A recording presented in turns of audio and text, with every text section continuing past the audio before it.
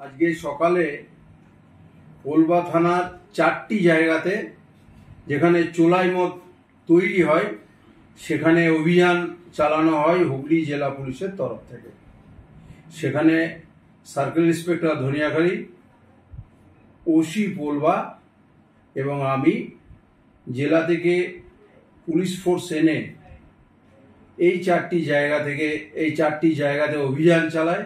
এই অভিযানে প্রায় কয়েক হাজার চোলাই মদ নষ্ট করা হয়, আর যারা এর সঙ্গে ইনভলভ তাদের বিরুদ্ধেও তল্লাশি চালানো হয় এবং এই সমস্ত জায়গায় যে চোলাই তৈরির প্রকোপ আছে সেটাকে বন্ধ করার জন্য হুগলি গ্রামীণ জেলা পুলিশ এবং পোলবা থানা বদ্ধপরিকর। এখানে আবার রেড হবে এবং চোলাই মদ ভেঙে দেওয়া হবে। কত লিটার চোলাই মদ স্যার নষ্ট করা হলো? প্রায় 2000 লিটারের মতো চোলাই মদ এই 4টি জায়গাতে নষ্ট করা হয়।